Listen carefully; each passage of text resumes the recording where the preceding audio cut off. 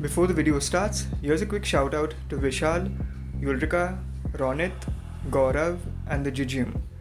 For a shout out in the next video, type your comment, like the video, and make sure that you're subscribed with notifications. The comments with the most likes will get a shout out in the next video. Around this time last year, TVS held their first ever motorcycle festival. It had everything that you'd expect from a regular motorcycle festival and a little bit more. Apart from the TVS Sherco team riders being announced, my highlight of this event was the launch of TVS's performance gear. The riding gear included helmets, jackets, gloves, pants, boots, and a whole range of other accessories that TVS owners could buy either from their local showroom or online from TVS's website. TVS asked me if I'd be interested in checking out some of their riding gear. I had made a video earlier this year around CE Level 1 and CE Level 2 protection, and I was really interested to see what TVS had to offer with their riding gear, especially at the price that they were offering them at. They eventually sent me this, and this, and this. What was in here was pretty much everything that was on offer from the TVS Performance Gear website. Now we'll break down the features and the protection on offer from all of the equipment that they've sent me during the course of this video, starting off with TVS's X-Pod helmet. With prices of their helmets ranging from 2,750 rupees to 3,300 rupees, there's quite a lot of offer at this price point. I usually wear an extra small helmet, and even though the smallest size available in the X-Pod range is an M, as you can see from this footage, it fit really snug. On the safety front, it gets an ISI and DOT certification and comes with a multiple density EPS liner. It uses a quick release system and a micrometric ratchet to adjust and secure the strap. A quick look at their website shows that they do have another helmet in the works which will have an ECE certification and the double D-ring system. The medium helmet weighs 1,150 grams. It comes with a chin curtain, fully removable and washable liners, built-in pockets for Bluetooth systems, and an iridium visor. They also come in 6 different color options. Coming to the jacket, this is their level 2 jacket that is constructed using 600 denier polyester and comes with CE level 2 protectors in the elbows, shoulders and back. Also, the armor is temperature tested to work in both hot and cold weather. There's adjustability in the cuff, forearm, bicep and waist. The jacket also has a waterproof inner chest pocket. One feature that stood out for me is that it comes with suspenders stitched onto the inside liner of the jacket. If you don't like wearing your jacket when you halt or carrying it in your hand, you can use these suspenders to carry it like a backpack. Next up we have the level 2 riding pant. Again, this comes in 600 denier abrasion resistant polyester and comes with CE level 2 armor in the knees. It does have pockets in the hips to accommodate armor and comes stocked with high density foam. There's velcro adjusters at the waist and ankles, and it also comes with reflective details on the knee and around the outside of the shin to help keep you visible when riding at night. The pant also comes with 2 zippered pockets at the front and a zipper at the waist to connect to the riding jacket. The ankle length riding boots are made of synthetic leather and have accordion panels for easy movement. The toe box and ankles are reinforced for protection, and the boots also come with TPR sliders which are replaceable. They have a double closure system for a more secure fit. The liners are designed to help the boots be comfortable and breathable too. There are also reflective inserts on the heel to help with nighttime visibility.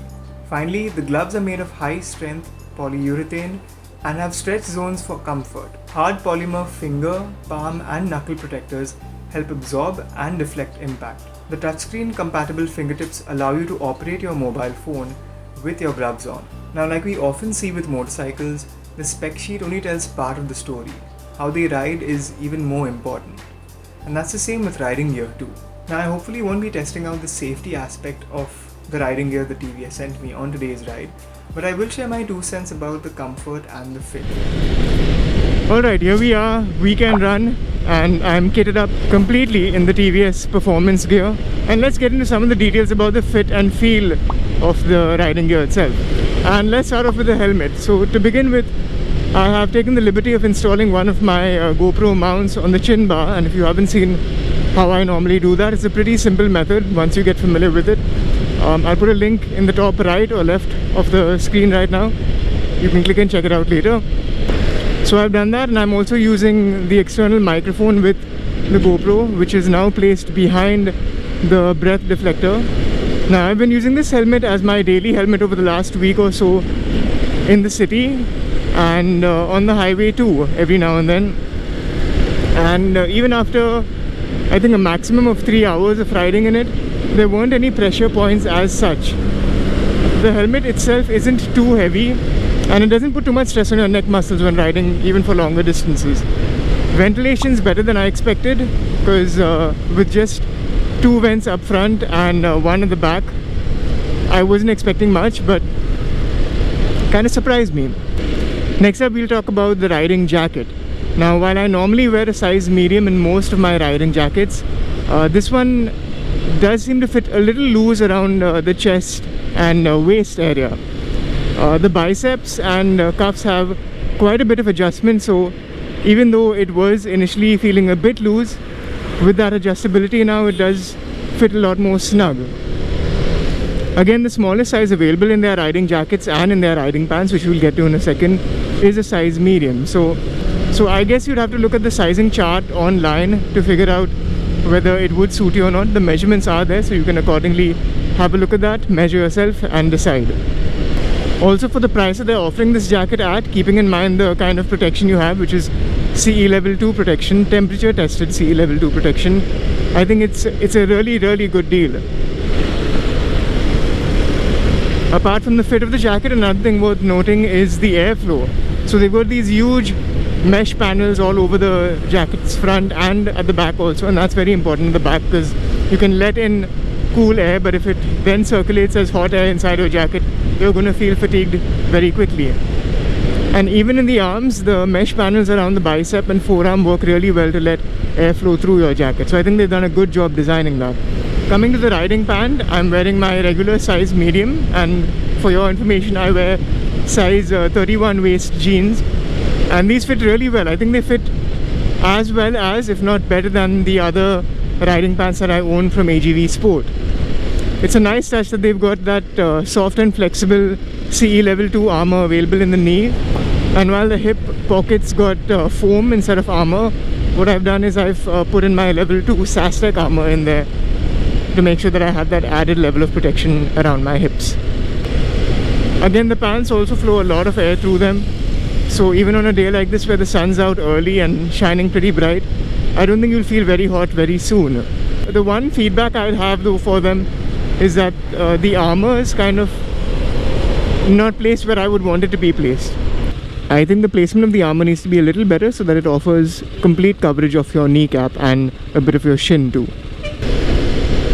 Next up, we'll talk about the gloves. Now, I've got at least 10 pairs of riding gloves at home, and I've had extensive experience riding with those gloves. So trust me when I say that these fit really well, and they do flow a decent amount of air through them too. So in terms of riding on hotter days also, I think you would be able to manage that. Why is everyone so impatient around here?